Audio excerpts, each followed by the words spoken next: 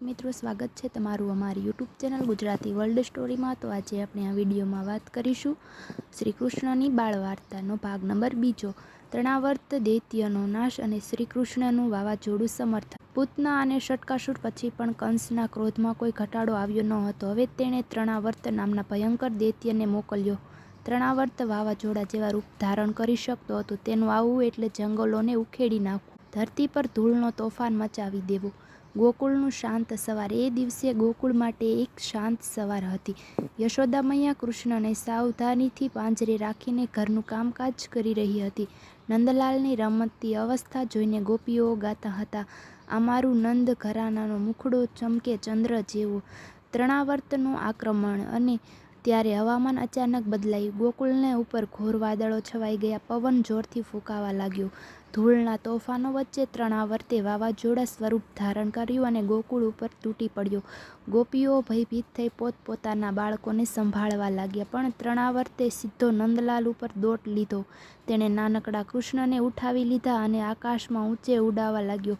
યશોદાનું રડવું। યશોદા મૈયાની હૃદયભેદી ચીસ પાડી, મારો લાલ, મારો નંદલાલ! નંદ મહારાજ અને બધા ગોપીઓ દોડી આવ્યા, પણ શું કરે? તેઓએ આકાશમાં ઉડતું મોટું વાવાઝોડું જોઈ લીધું, જેમાં નંદલાલ હતો, કૃષ્ણનો પરાક્રમ। પરંતુ નંદલાલ તો પરમ શક્તિવાન હતા। જેમ જેમ તૃણાવર્ત કૃષ્ણને ઊંચે લઈ ગયો, તેમ તેમ તેને લાગ્યું કે બચ્ચાનું વજન વધી રહ્યું છે। થોડી વારમાં નંદલાલનું વજન એટલું વધી ગયું કે તૃણાવર્ત એની આસપાસનું સમતુલ્ય ગુમાવવા લાગ્યો। તેનું શરીર કપાવા લાગ્યું। કૃષ્ણે એક ઝટકાથી તૃણાવર્તનો ગળો પકડી લીધો અને તેનો શ્વાસ રૂંધાઈ ગયો। તોફાની પવનો વચ્ચે તૃણાવર્તે ધડાકમાંથી ધરતી ઉપર આવી પડ્યો, મરગત ભયંકર અવાજ સાથે। કૃષ્ણ એના ઉપર બેસીને રમતા હતા, મસ્ત મોસમનો આનંદ લેતા હતા, ગોકુળનો આનંદ। ગોકુળવાસીઓ દોડી આવ્યા। તેઓએ જોયું કે નંદલાલ તો તૃણાવર્તના મરણશૈયા પર રમે છે અને હસે છે। ગોપીઓ અને ગોપોને ધન્યતા અનુભવી। સૌએ નંદલાલને ઉઠાવી આંખો ભરાઈ ગઈ। યશોદા મૈયા કૃષ્ણને પ્રેમથી ચુંબન કર્યા વિના રહી જ શકી નહીં। તૃણાવર્તનું રહસ્ય। આ દૈત્ય ભૂતકાળમાં એક મહાત્મા હતો, પણ તેમનું ધ્યાન વિકૃત થઈ જતાં તેને રાક્ષસ રૂપ મળ્યું હતું। શ્રી કૃષ્ણ તેને પણ મોક્ષ આપ્યો। ઉલુક બંધન અને દમોદર લીલા। યશોદાનો પ્રેમ અને શિસ્ત। ગોકુળમાં હવે શાંતિ ફરી વળી હતી। કૃષ્ણ ધીમે ધીમે વધતા જાય છે તેમ તેનું બાળરમ્ય સ્વરૂપ દરેકના હૃદયમાં વસેલું હતું। એક દિવસ યશોદા મૈયા ઘરમાં માખણ માટું રહી હતી। ત્યાં નંદલાલને મીઠું અને માખણ બહુ પ્રિય હતી। તેઓ ચૂપચાપ ઘૂસીને માખણના હાંડાઓ તોડી માખણ ખાવા લાગ્યા। યશોદા મૈયાનો રોષ। યશોદા મૈયા આવી અને જોતી કે નંદલાલ માખણ ચાટી રહ્યા છે અને માટલા તોડી નાખ્યા છે, તેમનું હૃદય પ્રેમથી ભરાઈ ગયું। પરંતુ શિસ્ત માટે તેણે નક્કી કર્યું કે યશોદા મૈયાએ કૃષ્ણને પકડી લીધા અને કહ્યું, આવ મારા નટખટ, આજે તો તારું દંડ નિશ્ચિત છે। નંદલાલ હસતા ડરતા હતા, પણ માતૃ મમતા સમક્ષ ચાલતા ન હતા। ઉલખુલ બંધન। યશોદા મૈયાએ એક મોટી ઉલુક જેવી ધાન્ય કૂસે તેવી લીધી અને નંદલાલને એક દોરીથી બાંધી નાખવાનું નક્કી કર્યું। પણ કેમ? દોરી તો હંમેશા થોડી પડતી, એક દોરી પછી બીજી દોરી, ત્યાં બાદ ત્રીજી। યશોદાને આશ્ચર્ય થયું કે નાનકડા નંદલાલને બાંધવા કેટલા યત્નો થાય છે। શ્રી કૃષ્ણની લીલા। વાસ્તવમાં નંદલાલ ઈચ્છતા હતા કે માતાનો પરિશ્રમ સફળ બને, તેથી અંતે કૃષ્ણે પોતાનું દૈવી સ્વરૂપ થોડી ક્ષણે છુપાવી લીધું અને દોરી બંધાઈ ગયા। યશોદા મૈયાએ નંદલાલને ઉલખલ સાથે બાંધી દીધા। નંદલાલનો ખટમટ। બાંધેલા નંદલાલ શું કરે? ધીમે ધીમે ઉલખલ સાથે ચાલતા, ખિસકોલી જેવો હળવો હળવો પગલાં મૂકતા। આવી રમૂજી દ્રશ્ય જોઈને આખું ગોકુળ ખુશાલ થયું। યમલા અર્જુન છોડાનું મુક્તિદાન। જ્યાં કૃષ્ણ ગયા ત્યાં બે વિશાળ યમલાર્જુન વૃક્ષો હતા, જેણે અતિદંભી દૈત્યનો આત્મા ધરાવ્યો હતો। કૃષ્ણ ઉલુખલ સાથે એ વૃક્ષની નીચેથી પસાર થયા। તિરસ્કારથી થોડીક જોરથી ખેંચાણ થતાં વૃક્ષો ધરમધર ખસી પડ્યા। અકસ્માતથી મુક્ત થયેલા યમલાર્જુનના આત્માએ પ્રકાશરૂપે પ્રગટ થયા અને કૃષ્ણને નમસ્કાર કરીને મુક્તિ પામ્યા। ગોકુળમાં આનંદ। ગોકુળવાસીઓ દોડી આવ્યા। તેઓ દંગ રહી ગયા। નાનકડો નંદલાલને આવા મોટા વૃક્ષો ધરાશય! નંદ મહારાજ, યશોદા મૈયા અને બધા ગોપીઓ કૃષ્ણના ચમત્કાર પર મંત્રમુગ્ધ થઈ ગયા। કૃષ્ણનો વત્સાસુર અને બકાસુર ઉપર વિજય। નંદગામનું સુંદર પ્રભાત। ગોકુળથી આગળ નંદગામ ખાતે ગોપાલક બાળકૃષ્ણ અને તેમના મિત્રો રોજે રોજ ગાયો ચરાવવા જતા હતા।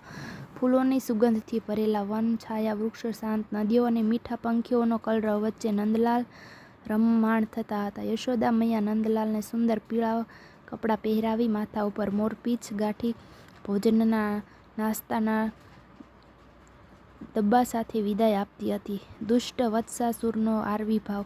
એક દિવસ જ્યારે કૃષ્ણ ગાયો ચરાવી રહ્યા હતા ત્યારે દુષ્ટ અસુર વત્સાસુર એક નાના વાછરડાના રૂપમાં આવ્યો. તેના ઈરાદા ભયંકર હતા: કૃષ્ણ અને તેમના મિત્રનો નાશ કરવો. કૃષ્ણનું ચતુરતાપૂર્વક પ્રહલન. કૃષ્ણે તરત ઓળખી લીધું કે વાછરડું સામાન્ય ન હતું. તેઓ મસ્તી કરતા કરતા વત્સાસુરની નજીક ગયા અને એક ઝટકે તેની પૂંછડી પકડી લીધી. પછી ઊંચી અડફેટે ઘુમાવીને તેનું જીવન નાશ કરી દીધું અને એક વૃક્ષ ઉપર ફેંકી દીધો. બધા ગોપ મિત્રો આશ્ચર્યચકિત રહી ગયા અને નંદલાલની વંદના કરવા લાગ્યા. બીજું ખતરું: બકાસુર. બીજા દિવસે બીજા અસુરો આક્રમણનો થયો. બકાસુર તે વિશાળ બગલા પંખીના રૂપમાં આવ્યો હતો. તેની ચાંચ એટલી વિશાળ હતી કે એક જ ઘાતમાં કૃષ્ણને ગળી જવાની કોશિશ કરી. પરંતુ નંદલાલ કોણ છે? સ્વયં પરમાત્મા. તેણે બકાસુરની ચાંચમાં 2 ભાગ પકડી લીધા અને એટલા જોરથી ઊંચા ખેંચી લીધા કે બકાસુરનો નાશ થયો. ગોપ મિત્રનો આનંદ. મિત્રો ડરી ગયા હતા પણ કૃષ્ણના શૌર્યથી તેઓ ખુશ થયા હતા. બધાએ કૂદકાઓ ભરી વાંસળી વગાડીને નૃત્ય કર્યું.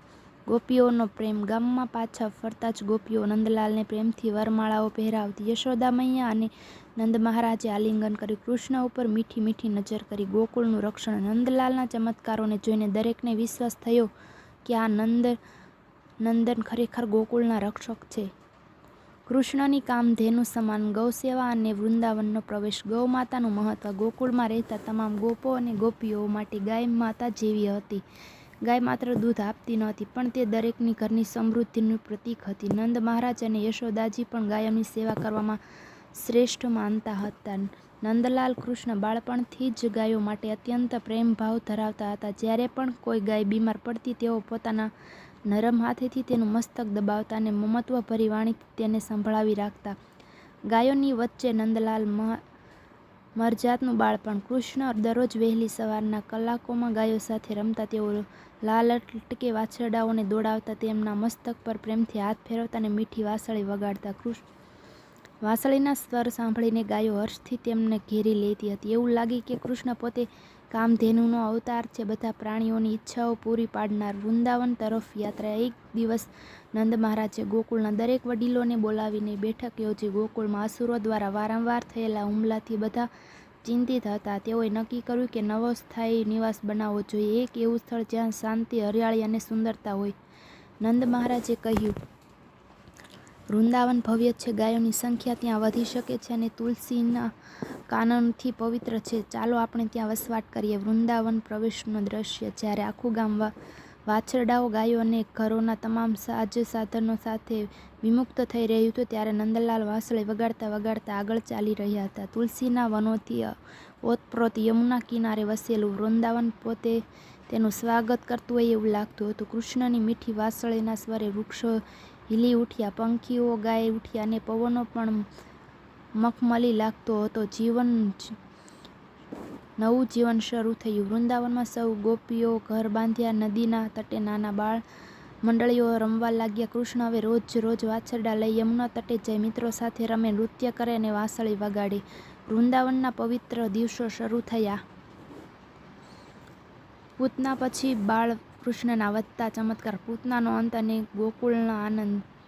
પૂતનાના અવસાન પછી આખું ગોકુળ આનંદમાં ફરી ખીલી ઉઠ્યું. બધા વડીલો, માતાઓ. નંદલાલ દેવી શક્તિ છે. બાળકૃષ્ણ સ્પર્શથી માત્ર ઘૂમથી દુઃખ ભરી શક્તિઓ નાશ પામતી નહીં પણ આખું વાતાવરણ પવિત્ર થઈ જતું. નવી નવી લીલાઓનો આરંભ. કૃષ્ણનો શિશુ અવતાર હવે ધીમે ધીમે શૈશવમાં પ્રવેશતો. જેમ જેમ ઊંચા થતા તેમ તેમ તેમની ચમત્કારી શક્તિઓ પણ ઉજાગર થવા લાગી. એક વખતની વાત છે. ઘરમાં મક્ખણ ભંડાર રાખવામાં આવ્યો હતો. યશોદા તણાઈને મક્ખણ બનાવતી પણ નિમિષે મક્ખણ ગાયબ. યશોદા આશ્ચર્યચકિત. આખા ગામમાં ખબર ફેલાઈ ગઈ, નંદલાલ માખણ ચોર છે. માખણ ચોરીની લીલાઓ. એક દિવસ યશોદાજીએ નક્કી કર્યું કે કૃષ્ણને પકડી જ લેશે. તેમણે ઘરના દરવાજા બંધ કરી દીધા અને દિરીદારીથી જોયું. કૃષ્ણ વાછરડા જેવી નિર્દોષ અદાથી લટપટ માખણના ભંડારમાં ગઈ અને ચમકીલા હાથો માખણ ભર્યા અને મિત્રો સાથે ભાગી પડ્યા. યશોદાજી પાછળ દોડતા આવ્યા અને કૃષ્ણને પકડી લીધા. જ્યારે યશોદાએ ગુસ્સામાં કહેલું, તું માખણ ચોર છે, ત્યારે નંદલાલ ખિલખિલે હસતે કહ્યું, મૈયા માખણ તો બધા માટે છે ને. આ નિર્દોષ ભાષણ સાંભળીને યશોદાનું હૃદય પીઘળી ગયું. ગોકુળના બાળ મિત્રો કૃષ્ણ અને તેમના પ્રિય મિત્ર સુદામા, મધુમંગલ, શ્રીદામા અને અન્ય છોકરાઓ સાથે વૃક્ષ પર ચડી ઘઉંના માળા તોડતા, યમુના કાંઠે રમતા રમતા મીઠા ગીતો ગાતા હતા. ગોકુળનું દરેક સવાર કૃષ્ણના હાસ્યથી પ્રગટ થતું અને દરેક સાંજ કૃષ્ણની વાંસળીના સંગીતથી શાંત થતું. નાની નાની લીલાઓ મોટા સંકેત. એક દિવસ નંદ મહારાજે કૃષ્ણના હાથમાં ધર્યો અને પૂછ્યું, મારા નંદલાલ, તું કોણ છે? તારી અદ્ભુત શક્તિઓ ક્યાંથી છે? કૃષ્ણે બાળ ભાવે હસતા કહ્યું, પિતાજી, હું તમારું બાળક છું. હું બધાનો મિત્ર છું. હું ગાયોના તટ પર રમવાનું અને બધાને પ્રેમ આપવાનું છે. કોઈને ખબર નહોતી કે આ નાનકડું શિશુ ભવિષ્યમાં સમગ્ર ધરાના દુઃખો દૂર કરનાર બની જશે. ગોકુળમાં દૈવી શક્તિઓનો સંકેત. આવી નાનકડી લીલાઓથી આખું ગોકુળ દેવી આનંદમાં તરબર થઈ ગયું હતું. વૃક્ષો ફળે ભરાઈ ગયા અને ગાયો વધુ દૂધ આપવા લાગી અને નદીઓના પાણી વધુ પવિત્ર થવા લાગી. કૃષ્ણની આંખો જોઈ બધાને અનુભવ થયું કે ભગવાન પોતે માણસના રૂપે અવતરી આવ્યા છે. તો અહીં કૃષ્ણની બાળ વાર્તાનો ભાગ નંબર 2 પૂર્ણ થાય છે.